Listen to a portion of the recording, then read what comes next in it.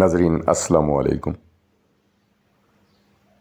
गुज़श्ता तकरीबन 1.5 दहाई तो तुसां नाल मुंसलिक हाँ, जिसने विच न्यूज़ ने हवाले नाल तुसां की असां कोशिश कर रहे हैं कि बर वक्त खबरां दईए।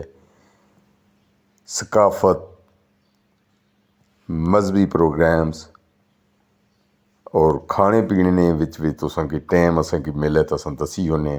लेकिन यह कि देसी टाइप जिहड़ा पुराने खाने वाले से वो से होने वाले नहीं हैं कि इसने विच मसालियां ने ढेर लगे होने तो पता नहीं होना कि पक्का क्या है जी।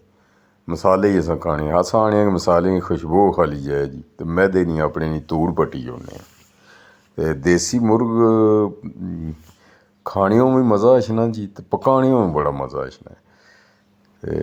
अज तुसां नाल मैं शेयर करी छोड़िए तको न देसी प्या है ना जी, इसने पर चंबड़ा नहीं लाना जी। तो बड़ी इसनी आसान रेसिपी है, पकाना मिट्टी नहीं आंडी जे। इसने विच देसी घ्यो इस्तेमाल करना नहीं है तो मक्खन तुसां इस्तेमाल करी सकने हो, अवेल होना हर जगह तुसें ओह् मिली सकना।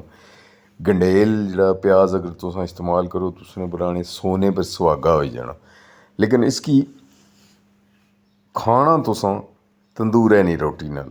तो जे मज़ा ना अच्छा ना तो माड़ा नंबर लिखिया हुआ तुसां मियाँ है कि उल्फत तू गलत आखे। इसी प्याज की तुसां ग्राइंड करी गणो या छोटा छोटा कटी गणो। फिर इसने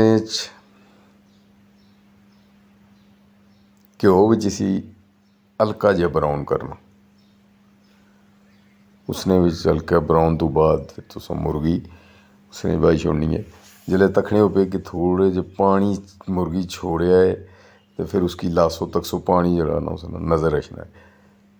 पानी तो बाद मुर्गी जिस हल्का जो घ्यो छोड़ा तो फिर तुसां उसने विच टमाटर, अदरक, थूम है उसना पेस्ट वो पाई छोड़ना। नाल हरियां मिर्चां भी विच उसने ग्रैंड हुई हुई वो पाई छोड़नियां। हल्दी पानी है, नमक पाना है, सुरख मिर्च इस्तेमाल नहीं करनी और कोई मसाला इसने इस्तेमाल नहीं करना है जी। इसकी थोड़ी देर 3 सेकंड लाई तो इसने पर तुसां ढकना चाहिए सो जी कटवी पर। और इसना कमाल ये होना कि अग्गी पर पकाने हो एक तो मज़ा भी बड़ा होना। इसना आंडी तपी नहीं सही है मट्टी नहीं, जिस वक्त तपी जाए फिर ठंडी भी नहीं होनी। कमाल होना जी। तको ना बिच चौड़ी जड़ा ना किस तरह आने आने गिठ बाहर ही है जी। इसने सब तो बड़ा असां फायदा ये तक्या है कि इस तरह दी हांडियां खाने नाल तुसां ना मैदा बिल्कुल जवान रहसी। मैदा तुसां परेशान नहीं होना तो हस्सना रहसी, बल्कि गुदगुदियां होनियां रहनियां 2 तो 3 घंटे तो बाद कि फिर जड़ा ना कोई चक्कर चलाओ जी, यानी भुख लगी पैनी क्योंकि नैचुरल चीज़ां ही इसने। तो जिसले असां इसकी वो चीज़ां खाली तो असां कि भाई पहले होना सा ना तो पोटलियां बनाने होने से इन्हां सारियां चीज़ां नहीं। अगर कोई विच करना चाहे तो वो फिर पोटली बाद ही कड्ढी किन्ने से। तो हूँ तो बाद सिर्फ मसाले ही नज़र रचने होने, बाकी तो चीज़ कोई नहीं। तो अगर तुसां फ्रैश चीज़ां खाओ भी तो बनाओ भी तको ना मज़ा आया या नहीं। सुबह कुट करी तो सालन कड्ढने जी फलानी चीज़ बो फलानी कोई भी नहीं, सिर्फ थोड़ी हल्दी पई है। इसने अपनी और रंगत जी प्याज़े नहीं होनी, प्याज होर कलर वास्ते ही होना ना।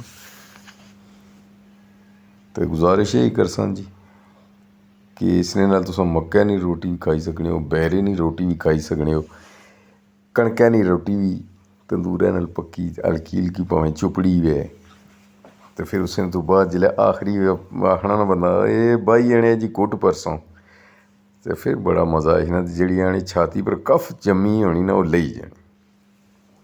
हूँ गुजारिश यही है आखिर पर तुसां गार्निश वास्ते धनिया भी इस्तेमाल करी सकने हो, अदरक इस्तेमाल करी सकने हो।